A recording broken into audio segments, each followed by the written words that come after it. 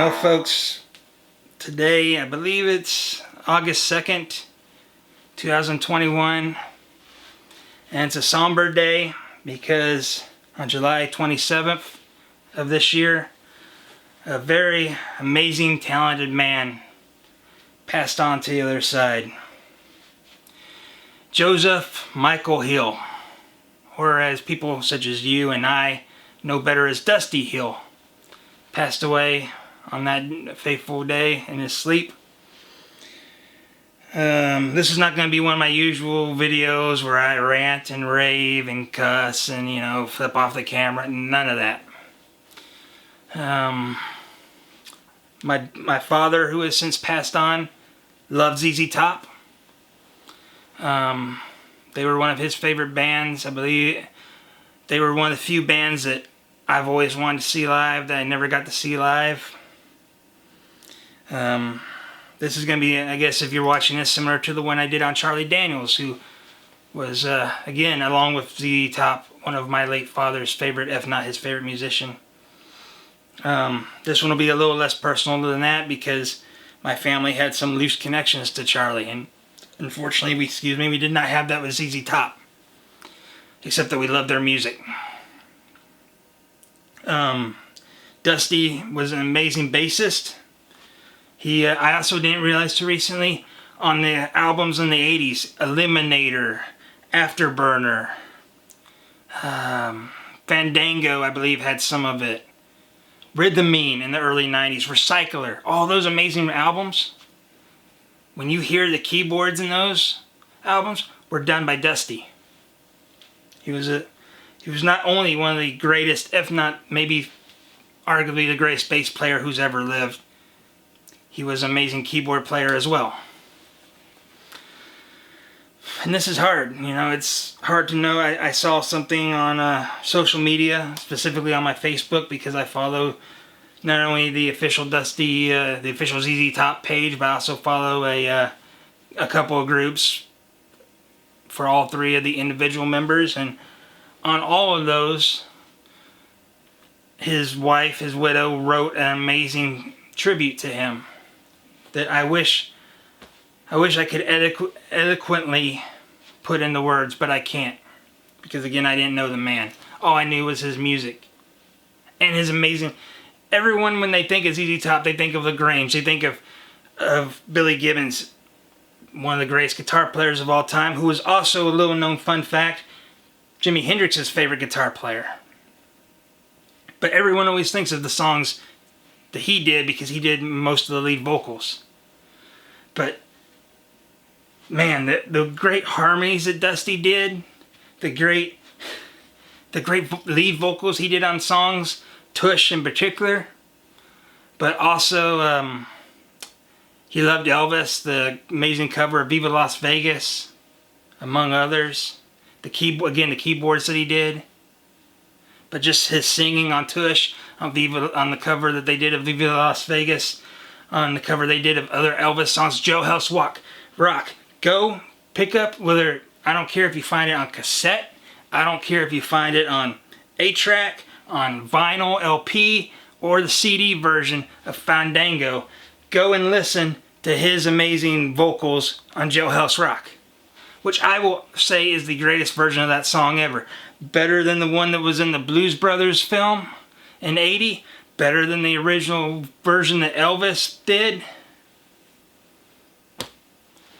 So, it was amazing. And the look, the fact that, okay, we talk about big tours today. Everyone's like, oh, big tour's coming to town, Warped Tour, Ozfest, all that.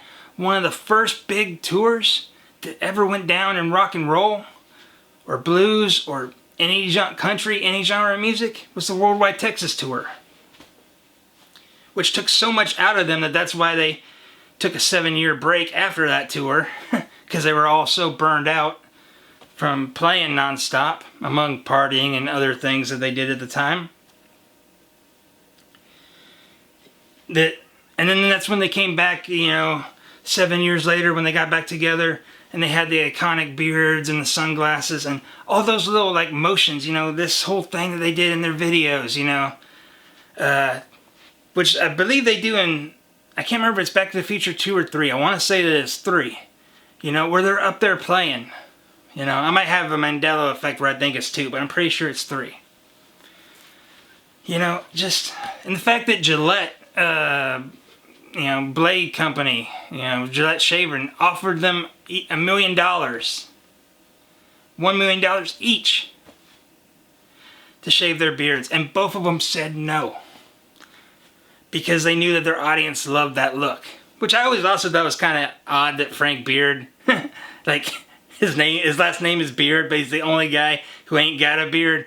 Although apparently he originally had a beard, but then after the Worldwide Texas tour, he shaved it off, and he comes back 7 years later and looking at Billy and Dusty and like, did y'all go Amish? You know, what the hell? So, I'm at a loss for words. You know, this hurt. Like for me, very few times have when famous people passed on has it really affected me. But Charlie Daniels' death affected me, and just as much Dusty Hill's death affected me. I mean, I legitimately was upset at his passing. And the fact that, you know, just some of the things he went through, the fact that I read that he accidentally got shot in the gut in '84, and yet went, got a blood, which, by the way, a lot of people would say, oh, like, you know, it's known that he had hepatitis C. Yeah, you know how he got that? Do you? He got it from a blood transfusion. Because back then, hospitals didn't take care of their blood supplies, apparently, like they do now. And that's a rant for a whole nother video, apparently. So, you know, but just like, all the little steps, all the little choreographed, which weren't choreographed, by the way, from what I understand anyway. You know, Billy and Dusty were so close that they could just like read each other's minds, and they knew when to do that kind of stuff. You know? And here's another thing. Eliminator. First Diamond album in history. First album to sell 10 million copies. The RIAA, were Recording Industry Associated of America, you know, people that give out the fucking records and Grammys and whatever. They had to come up with Diamond. They had to come up with something for 10 million because no one had ever sold. Now, people have done it since. But the first album, to my recollection, from the research I've done, that went Diamond, was 1983 Eliminator. ZZ Top. And they loved the... Just... Here's another thing. Netflix gets a lot wrong. Netflix gets almost everything wrong, actually. But one thing that they have on there that is right is the ZZ Top documentary. And I can't remember it. Back in Texas, down in Texas. Just look up ZZ Top. One of the most amazing documentaries that I've ever seen. That anyone that I've known that have watched it has ever seen.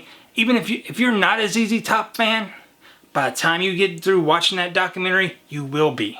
Because one of the best things about that band, besides their amazing songwriting, besides their amazing playing, was they were down-home people. They were people, I've seen videos of both Dusty, and I know this is supposed to be a Dusty Hill thing, but you know what? You gotta give credit to Billy and Frank Beard too.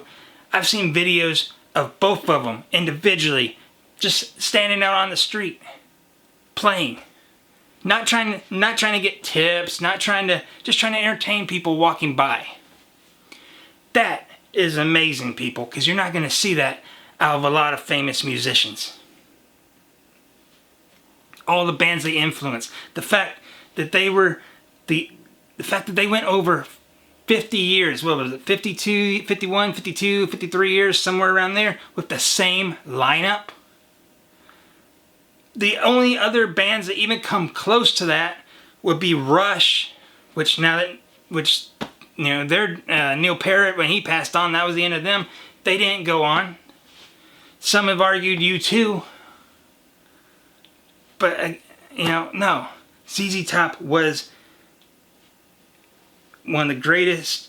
They were just they were a true American band. They were that moniker that they had, the little old band from Texas. That wasn't just a moniker. That was them. You know, and I'm not from Texas. I was born in Louisiana, grew up in Tennessee and Indiana. You know, I've only been through Texas, but they made me proud to be from around there. They made me proud to be from a couple states over. You know, and all the outpouring of musicians who said that, you know, other than maybe the Black Crowes, I'm sure the Robinson brothers don't like them for firing them on that tour back in the early 90s, but, you know, things happen. So,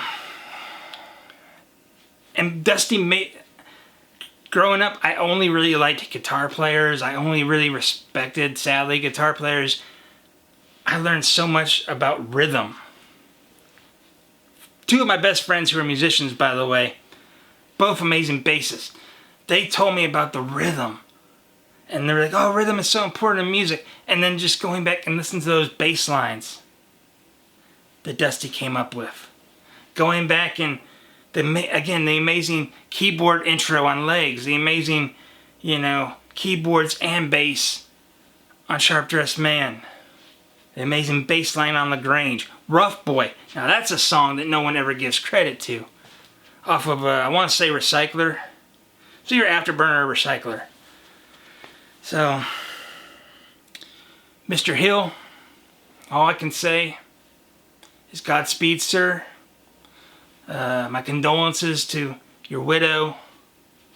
To your oldest daughter who is, you know, still living, because a few years back you lost your younger daughter, which by all accounts really, as it should, as a, you know, I'm not a parent myself, but I know it would destroy me. From what I understand, that really hurt you, as it would be expected. And also, you know, like a couple years ago, people were saying, oh, Dusty Hill has died, Dusty Hill's passed away. People didn't realize that was his older brother, Rocky Hill, who was an amazing guitar player himself, and who taught Billy, or Dusty, I should say, some guitar, as well as taught him how to play bass by, according to Dusty's own words, well, we needed a, quote, we needed a bass player for our band growing up, and one day I came home from school, and there sitting in my bedroom was a bass guitar. And I would play at night, and I would learn to move my hand along the fretboard by my brother Rocky hitting me in the shoulder. That's brotherly love, people. So, again, I have no other words to say except on behalf of just this little raging rebel, and on all ZZ Top, all Delta Blues, all classic rock fans, southern rock fans. Godspeed, Mr. Hill. May you rest in peace. Always stay true to yourself and never be afraid to get carried away.